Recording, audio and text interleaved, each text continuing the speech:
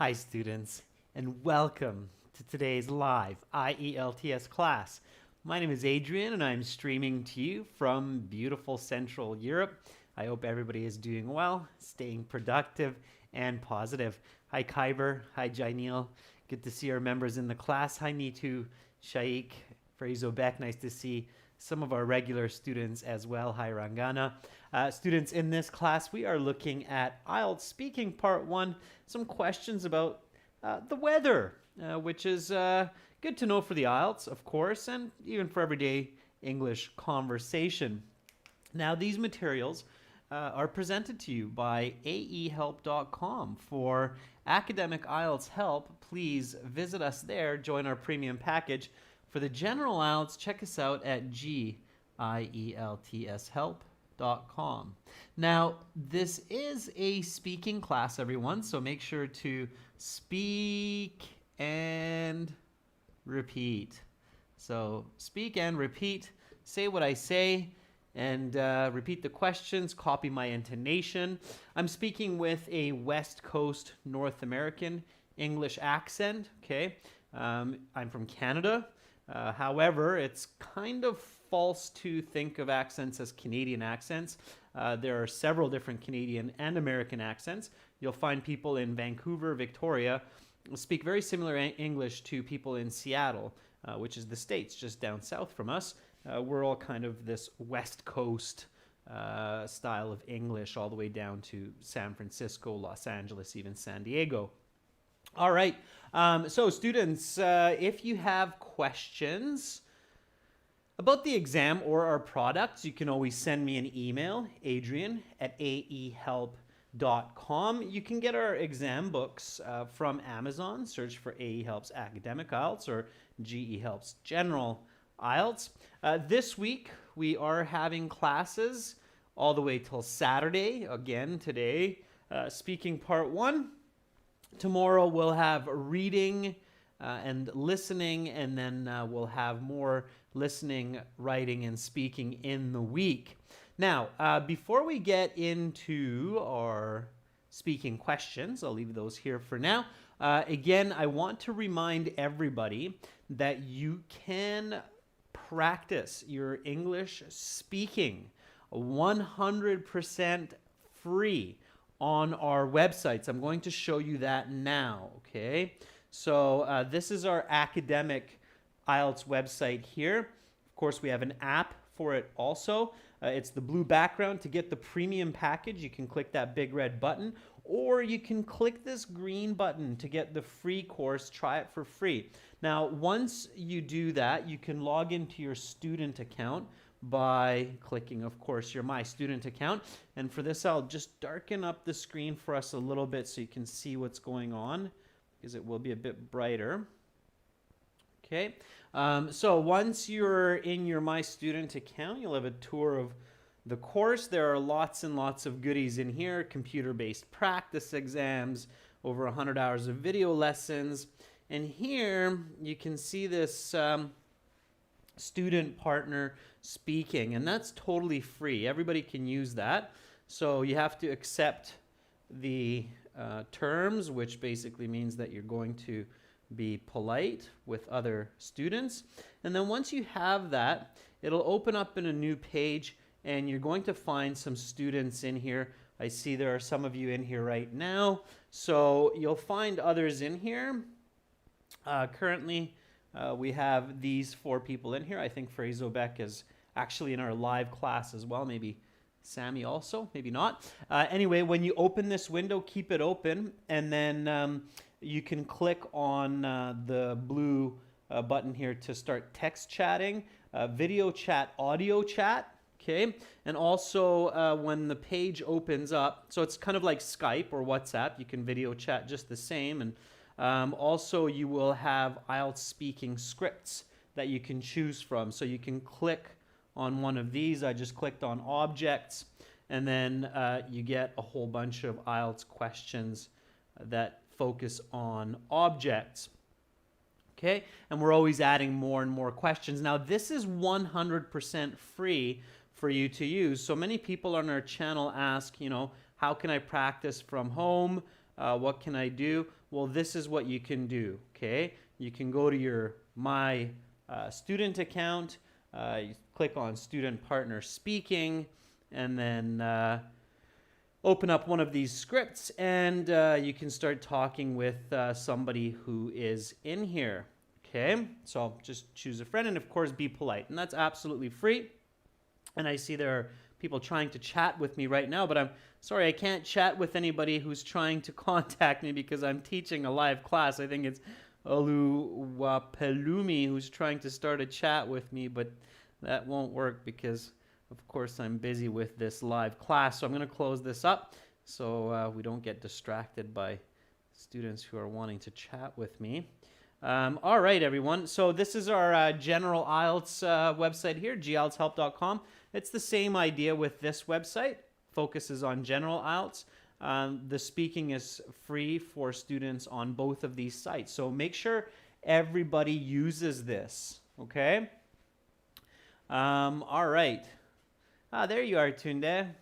Dayami. Yeah, so you're trying to reach out to me. I see that. Okay. Try to reach out to the other students as well. Okay. I'm happy that you're all using it. Okay. All right. Saravdeep, I did start the class. Okay. For people who want to practice speaking, this is really useful. So this is a part of the start of the class. All right. I can teach you through YouTube as much as possible, but at the end of the day, you have to speak. Okay. All right. So that is where you can practice. All right. Okay, Tunde, I hope your speaking goes well tomorrow. Make sure to practice online today if you can through the website. All right, everyone. So let's get into some of these questions. The speaking section, it's 12 to 15 minutes. You will sit face-to-face if you're doing the live version, which is the usual version, and with a native speaker. And it will be, of course, a private interview. They will record it for marking purposes. So if you're not happy with your score, you can ask to get it re-evaluated, and that's why they're recording it. So the examiner will greet you. The examiner will say, welcome to the speaking interview. My name is Adrian. Please take your seat. This is the IELTS speaking exam. May I see your identification? So give me a nice full sentence answer for this one. And remember, students, when you type in your answer into the chat, also say it. So if you type in, yes, of course, here's my passport, please take a look. Say it while you type it. Practice your touch typing. Okay? Jack Hungir, that's very kind of you. Thank you so much for that. It's very nice of you. All right, Kyber Moman says, yes, absolutely. Here you go. This is my passport, which I used for registration. Very nice. Okay. Janet Kurbanova says, yes, certainly. Here's my passport, which I used to register. Please have a look. Janet, notice my correction there, which I used to register, not used to my registration, but used to register, or used for my registration, not to, okay? Jiwan says, yeah, sure, it's my passport, take a look, okay? It's my passport is a bit awkward, Jiwan. I would say, here's my passport, please take a look, okay? All right, those are good. So lots of different ways to say this. Make sure you're fluent. Don't just be like, yeah, here, okay? That works as long as you can show fluency right after, but I would definitely recommend showing fluency right away. So even with this first sentence, don't overdo it. So, you know, don't speak for 2 minutes giving your passport to the examiner. That's awkward as well. Find the happy balance, but definitely show some fluency, okay? So yes, of course, here is my passport that I used to register for this exam. Please take a look. Also, I think that when you say this nice full sentence right away at the beginning, it helps to kind of gain confidence. So if you're feeling really nervous at the start, by saying this full sentence, that will help you to kind of calm down and be like, okay, I got this. I can speak English. I know full sentences. So using Just remember this little tip here, okay? So using full sentences for this question and the next, which you'll see here in a second, is a good idea because it helps you gain confidence early in the interview. Okay, so definitely I highly recommend showing this fluency right away in the beginning. Okay. All right. And of course, the next question will be, what is your full name? So, what is your full name? Of course, again, be polite and give a nice, complete answer here. Okay. So, what is your full name? Kurush. Good to see a member that I don't usually see in the class here. That's great. Murasa Baraki says, my first name is Murasa and my family name is Baraki. Anyhow, you can address me by my nickname, which is Sweetie. All right. It's a nice nickname, Murasa. Anyhow is okay, Murasa. I would actually say it as in any case. In any case. It's a little bit more polite than anyhow. Okay, anyhow is quite colloquial. All right. Sarav Deep says, my full name is Sarav Deep Singh, and you can call me by my nickname, Sarav. Yeah, you can call me by my nickname, Sarav. I take out the and. Again, these are just really tiny nuances of being overly colloquial, okay? Or being more and more polite. It's really feeling the language. Hina Arshad, our member, says my given name is Hina and my family name is Arshad, so you can call me Hina. Okay, nice, Hina, yeah. So by your first name, right? Very good. All right. Shankar Panchal says, my full name is Shankar Panchal. You can call me Shankar. That works. Okay. Mona says, my first name is Mona, and you can please call me Moni. Mona, a little correction there. Also, Mona, if you do have a family name and it's on your passport, make sure to say it because the examiner will be looking at you and then looking at your passport, looking at you. So they're matching what you say with what they see on the passport. Okay, so my given name is Thomas, and my surname is Johnson.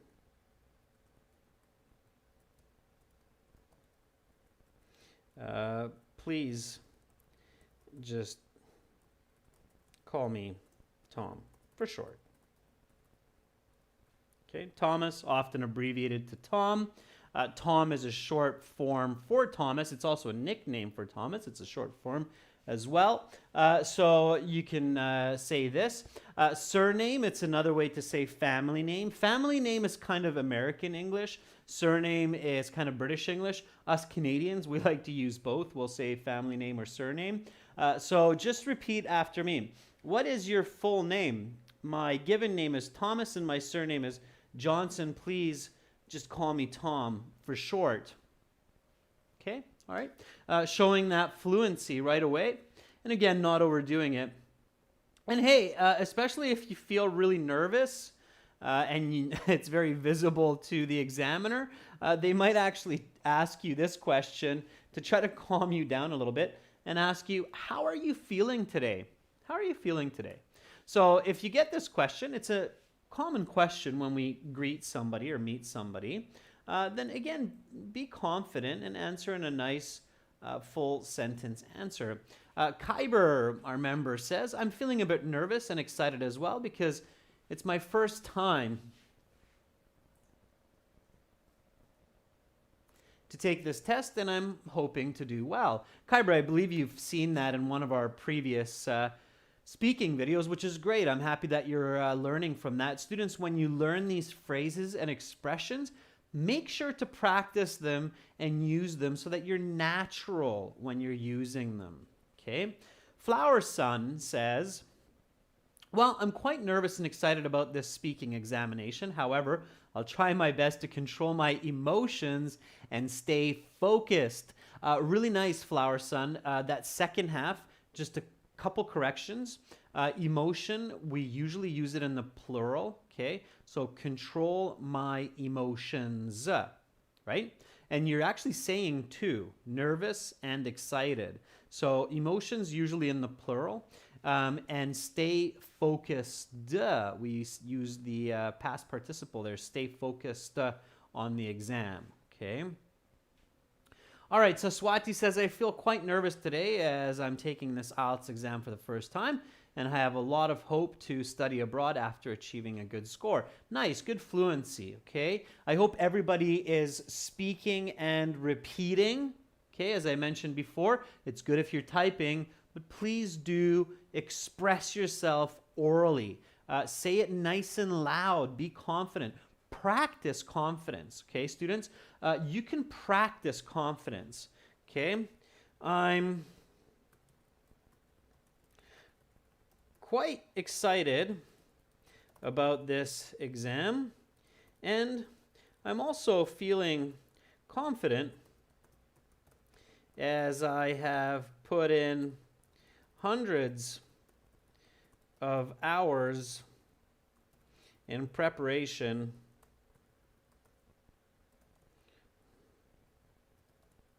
for this test over the past 6 months. Okay, so repeat after me, everyone. How are you feeling today? I'm quite excited about this exam, and I'm also feeling confident as I've put in hundreds of hours in preparation for this test over the past 6 months. Good. And again, students, you should practice months before your IELTS exam, okay? It's not a good idea to start practicing for your IELTS exam a couple of days before, a couple of weeks before, unless you have really good English skills. You're basically a fluent user of English, and you commonly use verbal and written communication, perhaps at work or at school, you're a teacher.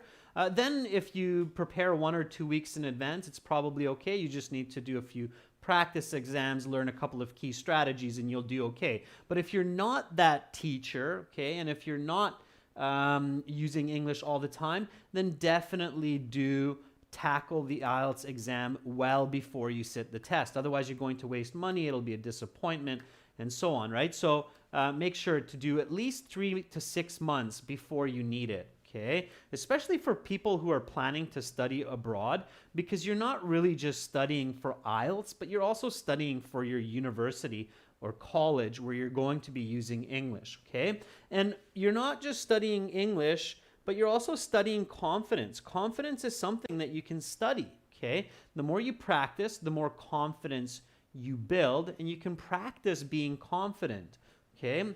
So practice confidence in your speaking. This means force yourself to make eye contact with your speaking partners. Speak loud, and don't stress too much about mistakes. Okay? Think about speaking confidence like a 3-year-old child.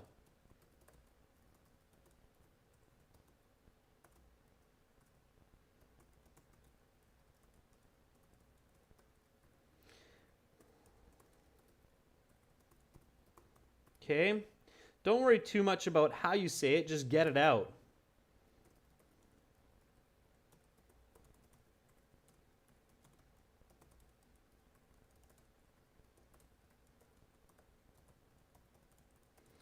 A lot of students get really anxious and nervous about their pronunciation and maybe misusing a word or making a kind of an awkward grammar mistake, and then they freak out and panic and fall apart at the seams.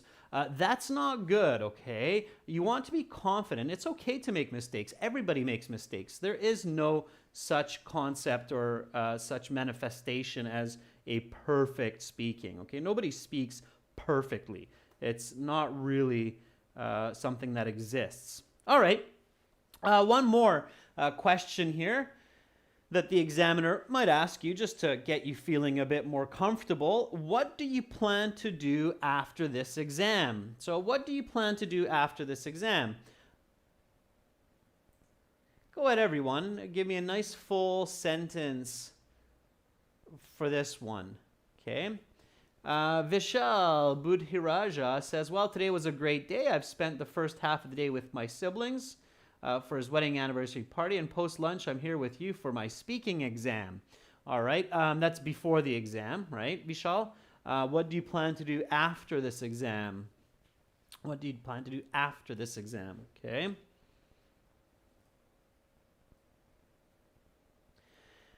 Abhishek, our member, says, well, after this exam, I'll go home and change clothes, which makes me feel a little bit stress-free.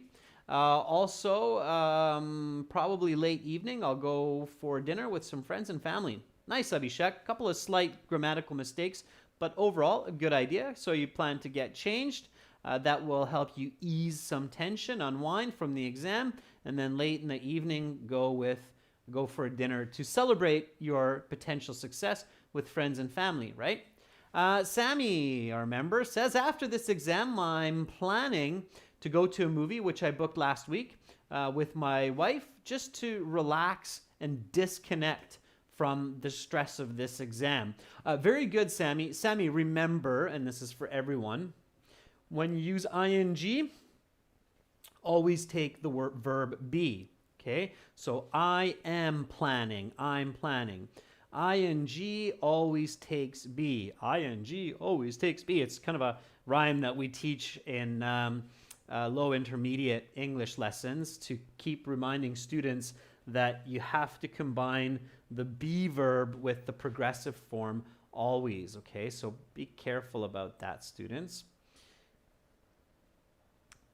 Farizobek says, certainly I will likely be mentally drained once this exam concludes, so I plan to do an activity which is relaxing and entertaining, perhaps go to the theater with some friends. Okay, nice. That works, Farizobek. Again, a couple of corrections. Students, I'm always correcting your comments in real time, so make sure to repeat, and you can always catch the time stamp. Right now I corrected Farizobek at around 22 minutes in the video, so you can write down 22 minutes, Adrian corrected me, check later on, make yourself a little note, okay, remind yourself to do that. It's great practice. It's a great way to fix fossilized mistakes. All right. Omar Ashraf says, of course I will take a long deep breath after finishing this exam, and I'm going to go to the gym to get a workout and build some muscles, be a little bit active. Okay, Omar, not bad. Some good ideas there. Going to the gym, building some muscle or muscle toning, and also take a deep breath, exhale all the stress of the exam. Careful, Omar, the way that you say that, it has to be natural and accurate. So it's okay to say these kinds of complex ideas. Just make sure that you can say them accurately and clearly, okay? They can be a bit tricky to express. So what I recommend is early in the exam, use English that you're 100% sure of so that you're giving a good first impression and that you're accurate, okay? All right. What do you plan to do after this exam?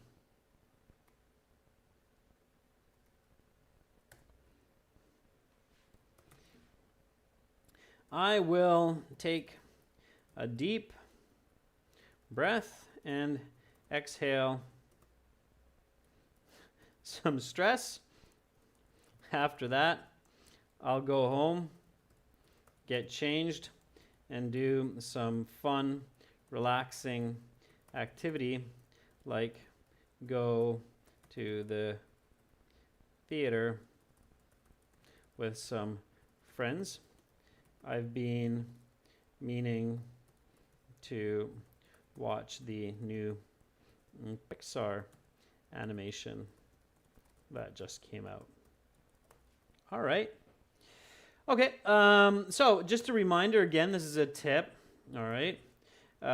For the first few questions, it is a very good idea to use English that you know is 100% accurate so that you make a good first impression. Do not get too fancy or unique. It's not a good idea. You can do that later. You'll have a chance to do that in part 3 anyway. Part 3 will force you to be unique because the questions are quite intricate and detailed as well. Okay? All right, repeat after me. What do you plan to do after this exam? I will take a deep breath and exhale some stress. After that, I'll go home, get changed, and do some fun, relaxing activity, like go to the theater with some friends. I've been meaning to watch the new Pixar animation that just came out. Okay? Here I'm giving a specific idea. Okay? But I'm not using very complex language. I am including some present perfect. All right? I've been. And definitely learn your contractions and your perfect tenses. Use those. Native speakers use the present perfect, the progressive form constantly, and we use contractions constantly. These will add band scores, okay? So I'll, I've, I'm, these are all very, very useful, okay? I'll, I've, I'm, I'd. These are your contractions. Make sure that you learn and use these with your nouns and your subjects, okay? All right. Now, the examiner at this point will say something like, okay, let's talk about the weather. So they'll introduce the topic of part 1. Let's talk about the weather, okay? All right, here we go. How often does it rain in your city? Now, these are some very common questions that you could come across in real life as well, talking to a native speaker. They're good to learn. Learn to answer these well, professionally, showing high level of communication. So don't just give simple answers like, not so often. I live in a dry city. Okay, it's not terrible, but you got to express yourself more. Remember, they're trying to mark you here. So the more you give them, the better it is. Okay? All right, Alex Joseph says, I live in the southeastern part of India, so it's raining cats and dogs here most of the time. Sometimes heavy rain makes life extremely difficult, although people here are habituated to this climate.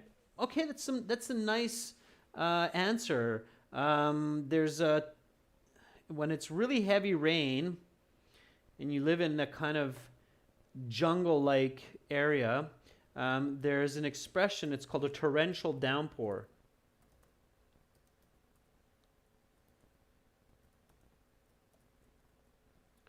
Okay, torrential downpour, okay.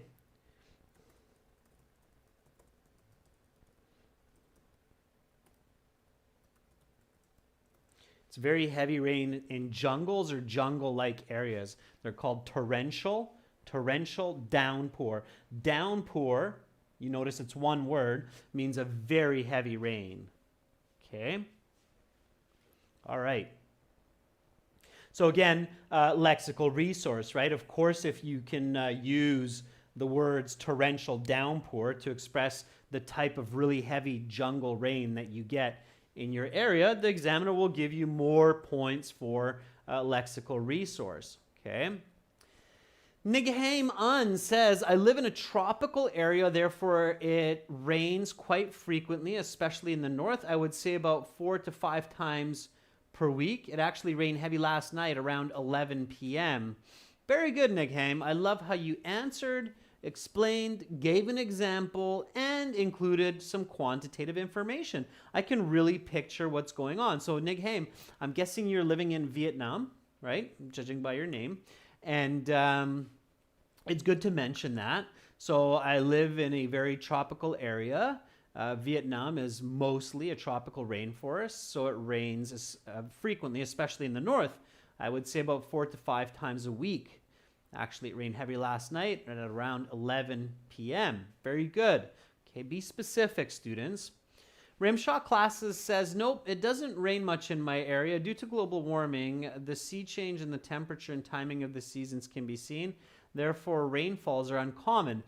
Students, be really specific. Okay, be really specific. All right. So, in my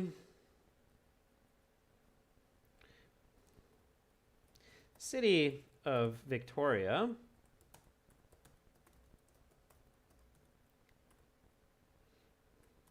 it rains quite frequently. I think about 170 days of the year. This part of the world is one of the oldest temperate rainforests. So there is much precipitation.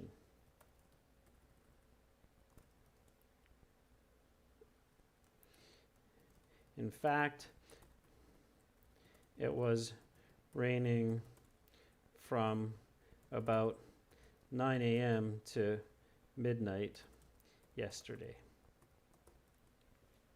Okay. All right, so that is my hometown, although at current I'm in Budapest.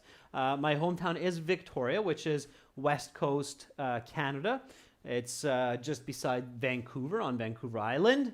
For those of you who are not sure, it's a beautiful part of the world. Actually rains less in Victoria than Vancouver or Seattle. Vancouver gets about 220 days of rain per year, so we get a little bit less in Victoria. Seattle gets even more. So that's why they call Seattle the rainy city in the United States, the rainy city. All right, little side anecdote there. So just repeat after me. How often does it rain in your city? In my city of Victoria, it rains quite frequently. I think about 170 days of the year. This part of the world is one of the oldest temperate rainforests, so there's much precipitation. In fact, it was raining cats and dogs from about 9 a.m. till midnight yesterday. Yeah, one of you used that expression, cats and dogs. It's basically an idiom which means a downpour. Okay, cats and dogs. If you say it's raining cats and dogs, you're basically saying it's a downpour. So downpour is the technical way. Cats and dogs, that would be the idiomatic way to express a heavy rain. Okay, there are lots of different words that we use for rain, and of course that's not surprising because the UK is a very rainy part of the world as well. I'm sure many of you have heard that in England and London and other parts of the UK there's lots of rain. So of course in the English language we have lots of expressions and idioms and vocabulary for the rain. Okay. All right. Next question. What do you like to do when it is sunny? Short question, but it's a conditional. Hint, hint. So do use the conditional here. What do you like to do when it's sunny? Lepouge says, in my city of Abu Dhabi, it rains occasionally. It only happens during the end of summer and beginning of winter and vice versa. Okay, Lepouge, that's for the previous. That's okay. All right. Flower Sun says, when it's sunny, I enjoy studying surrounded by nature with sunlight because it makes me feel comfortable.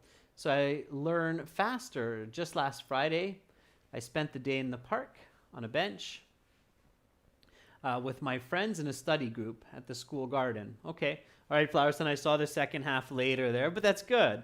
Okay, a couple of corrections there. Kyber says, when the sky is clear and the sun is shining, I love to sit on the beach beside a pine tree in my yard in order to get some vitamin D, soak up the sunshine for about 30 minutes.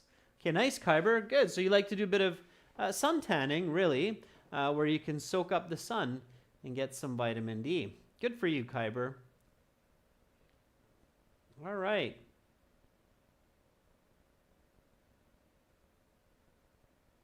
Let's see. Omar Ashraf says, that's an interesting question. All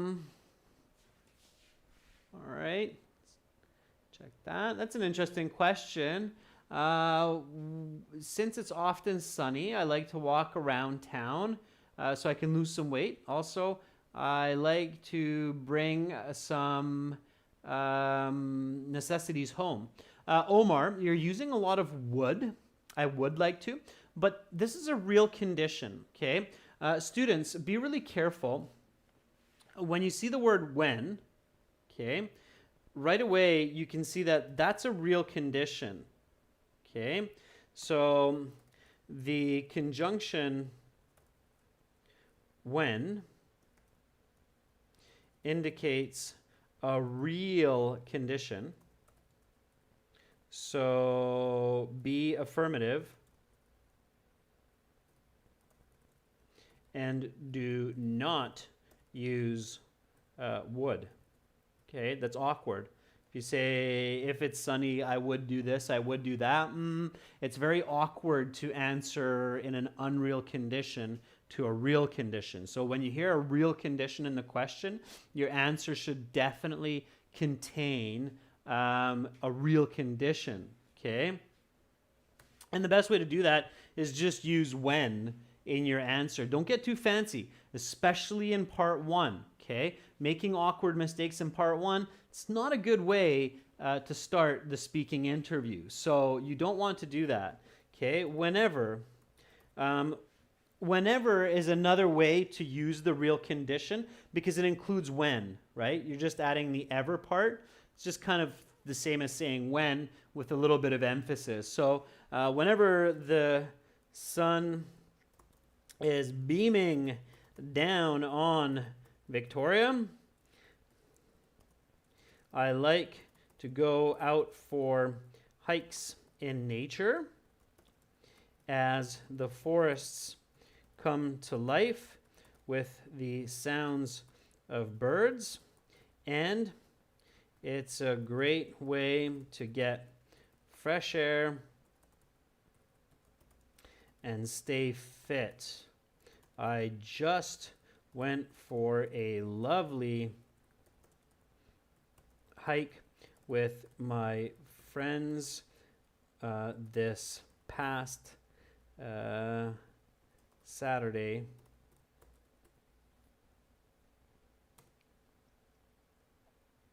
And it was a beautiful day. All right. So repeat after me. What do you like to do when it is sunny? Whenever the sun is beaming down on Victoria, I like to go out for hikes in nature, and the forests come to life as the forests come to life with sounds of birds, and it's a great way to get fresh air and stay fit. I just went for a lovely hike with my friends this past Saturday, and it was a beautiful day. All right. That's how you do it. Now, you'll notice, of course, that I'm also making a connection here, right? So the question was about how often does it rain in my city? I answered that. Now the question is, what do I do when it's sunny? So I make the connection to my city, especially because I live in a rainy city. So we really enjoy the sunshine when the clouds part and give way to the sun. So I make that connection between the concept of I'm still in my city, okay? All right. Next question. Let's keep rolling here, students. And again, for those of you who are finding this a little bit fast or too challenging, don't worry. Just do your best. Write down new words. Repeat sentences that you can as best you can. If you miss some words, that's okay. And remember, this video is recorded. So about an hour after the class, you can come back and watch the video again and practice these sentences. Here we go with the next question. And again, speak and repeat. Okay, don't just type in the chat, but speak and repeat. How do you keep yourself cool on hot days? So how do you keep yourself cool on hot days? Alex Joseph says, well, I use ice packs and take cold showers on extremely hot days. Sometimes I eat spicy foods. Why? Alex, give me that explanation. Spicy foods make me sweat, which help me feel a little bit cooler from the inside out. It's true. People drink hot tea and eat spicy foods because it helps them feel cool. It basically tricks your body into thinking that it's even hotter than it is, making it work more to stay cool. So it's a good trick to actually drink hot tea. I know a lot of people in India do that. They drink hot tea on hot days, and that will make them feel cooler. Okay, so interesting. It's a good strategy. Shiro Dijin says, thanks to technologies that help me all the time, I can keep myself cool with the air conditioner Samsung 3500 that's in my home. After 4 hours of study, it's really relaxing to turn that on when it's 40 degrees out. Okay, Shiro Jidin, good. Yeah, I added a little bit more detail, some more quantitative information, but you have the right idea. Technology is helpful. Air conditioning systems, ice cube makers, right? Refrigerator, sure. Saswati says, I usually drink lots of water, approximately 15 to 20 glasses a day to keep myself cool, as I live in a desert climate characterized by heat during the day. Yeah, that's nature's way and the most natural way to stay cool. Drink lots of water. It's a very, very good idea. Alec, our member, says, apart from that, all right, I think, Alec, you said something earlier, so I'll find that in the chat. Let me see it. There we go. Alex says, I prefer to stay indoors in an air-conditioned environment on a hot day. Apart from that, I take frequent cold showers and practice a cording type of breathing technique that helps my body stay cool. Okay, some type of a breathing technique. Yeah, I know dogs cool themselves through breathing, so yeah, why not humans, right? Luckily, we have sweat glands. They don't. Certainly helpful for us. Gurjant Singh says, well, I really do a lot of different activities on sunny days, especially in winter. I play with my siblings in the garden, and also I go outside with friends. Gurjant, I think that's for the previous one. That's good. Anatoly says, I like to swim in a cool pool on really hot days, so I feel better. Anatoly, use the question and identify and quantify it. Okay, Anatoly, you'll get a better band score. So at least put in the phrase on hot days or on really hot summer days, okay? So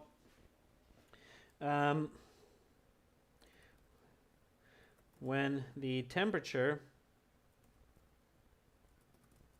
is up in the high 30s and it's a scorcher of a day, I keep myself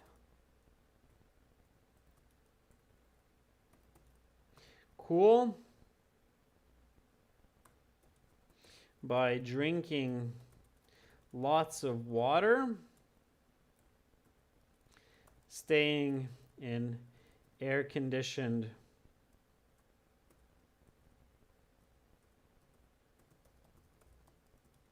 rooms as much as possible, and finding some shade under a tree.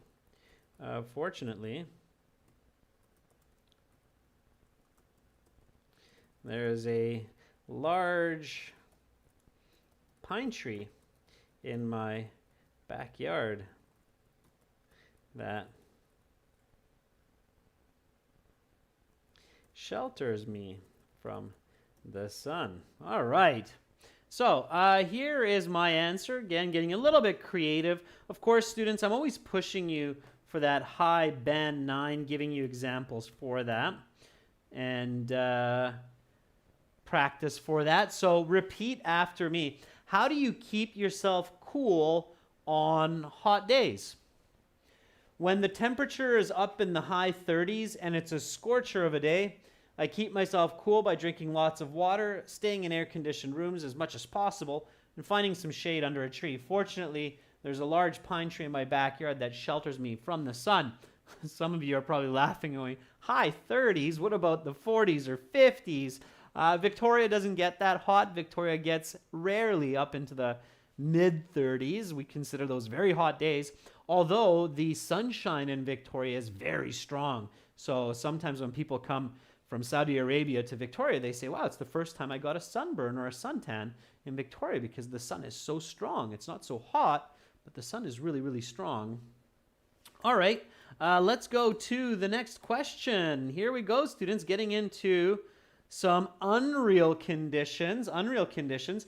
If you could make the perfect weather, what would it be and why? What would it be and why? If you could make the perfect weather. Okay, let's see what you come up with.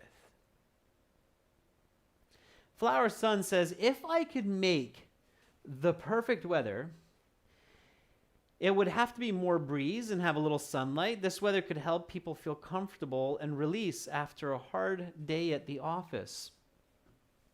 Rutvik Gondolia says, if I could make the perfect atmosphere, it would be sunny and the temperature would be around 10 to 15 degrees Celsius because I'm quite livid.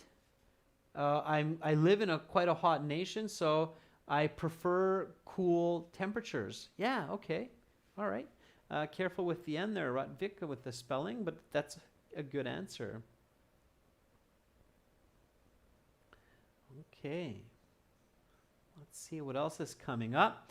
Marios GR says, the ideal weather for me would be a sunny day at 25 degrees Celsius, as the sun is not so strong and it's warm enough to go to the beach for swimming. Very good, Marios. A couple of corrections there, but good overall. Peya Basak says, provided that I could make the perfect weather, it would certainly be springtime with lots of blooming flowers and the temperature around 25 degrees. All right, so spring weather, flowers in full bloom around 25 degrees. Nice.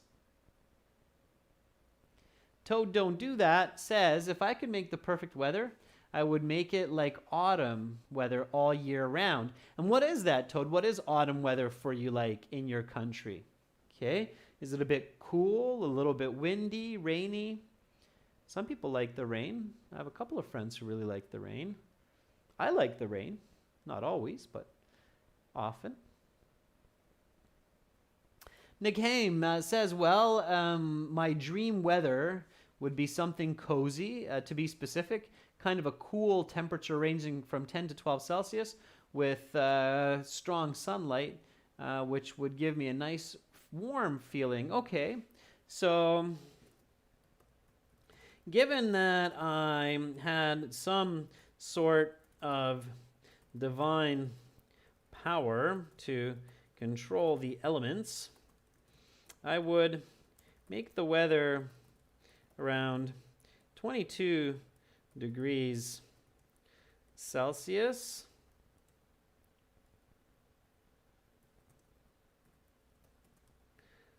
Celsius.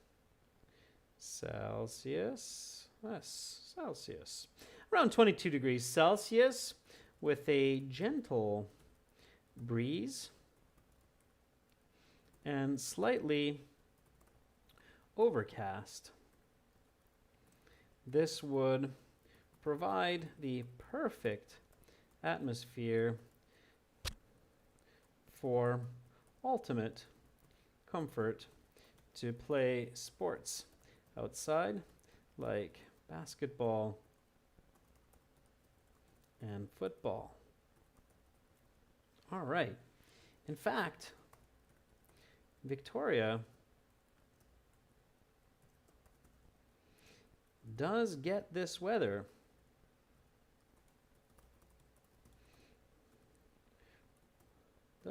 type of weather from late May until late September. All right. So repeat after me. Here we go. If you could make the perfect weather, what would it be? Why? Given that I had some sort of divine power to control the elements, I would make the weather around 22 degrees Celsius with a gentle breeze and slightly overcast.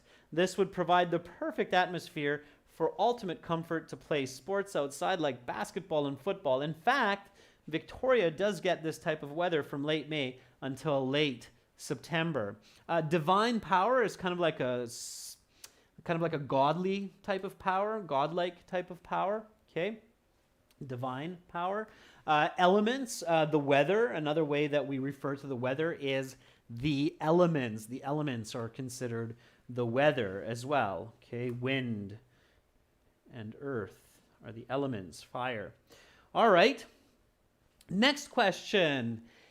Have you ever seen snow? If yes, where? This is our final question, students. Give me your best one. Have you ever seen snow? If yes, where? Ricky says, I've seen snow in Europe and on TV. Yeah, good answer, Ricky. Most of us have seen snow on TV, I'm sure. All right. I like it. Nice.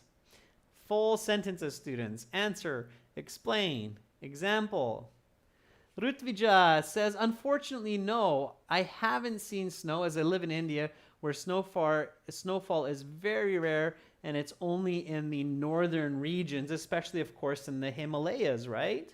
If you're in India. Sarav Deep says, yes, I've seen snow last year in my neighborhood, state, Himachal, because my country does not get much snow. I went there with my family for a picnic last year on winter vacation. Very nice, Sarav Deep. So you went specifically to see and explore snow. Fantastic. Yeah, it's a good idea, everyone, to try to see snow nowadays as much as possible because snow is getting more and more rare everywhere in the world. Okay. Muskan Rana says, yes, I've seen it. I remember last December on vacation, I went to Jammu, Kashmir with my family and some friends. It was really one of the best memories, and I'll never forget it. Very nice, Muskan. I'm glad that you got a chance to see snow. Snow is quite a magical part of nature. All right. Min Shuugi, our member, says, I first saw snow last year when I started studying abroad in Japan. Before that, I was living in Vietnam, where it just doesn't snow except for in a few northern villages. Very good, Min. I'm glad that you got to see some snow in Japan. Yeah, northern Japan definitely gets a lot of snow. All right. Murasa says, yes, just last year in December in Kabul, which is the capital of Afghanistan, I've seen snow. To be honest, it was my first experience, and I really enjoyed it a lot with my cousins. Yeah, global warming is definitely bringing snow to some unusual places around the world. As a Canadian, I've seen lots of snow. In fact, I'm an avid skier, so every winter I spend a fair bit of time playing in the snow. I consider myself quite lucky, as snow is a very magical part of nature. Now, it's present perfect. We're using present perfect here because present perfect is used when we emphasize having an experience or not having an experience, okay? I've never seen the Taj Mahal, for example. I'll get you back here in just a second. My camera just took a little snooze near the end of the class here. So I've never seen the Taj Mahal, but in real life. Of course, I've seen it in movies and on TV, but I plan to see it sometime in the future, okay? So again, use the present perfect for expressing experience, okay? It's really, really important. That was my daughter, by the way, and she's seen snow as well. I took her skiing last year for the first time at the age of 3. Canadians start skiing and skating at around the age of 3, so it's a big part of Canadian culture. So here we go, students. Repeat after me. Have you ever seen snow? If yes, where? As a Canadian, I've seen lots of snow. In fact, I'm an avid skier, so every winter I spend a fair bit of time playing in the snow. I consider myself quite lucky, as snow is a very magical part of nature. All right, students, that is our speaking session for today. Tomorrow we're going to focus on reading and listening. If you like this video and you want more videos like this with me, then definitely check out Academic IELTS, aehelp.com. Join the premium package. Over 100 hours of HD video lessons there for you, pre-recorded lessons, of course. And for General IELTS, GIELTShelp.com. Okay, so that's General IELTS. Lots of videos there for you as well. Of course, we have tons of practice exams and interactive courses and much, much more. And you can practice your speaking for free with other students. No tricks, nothing, just free speaking on both of these websites. So check that out. You are very welcome, everyone. It was a great class, lots of fantastic answers. I can see lots of improvements from our regular students. So keep going, keep it up, everyone. And I will see you tomorrow. Remember, you're all brilliant, smart people. So believe in yourselves. Much love to all of you from Budapest. Bye for now.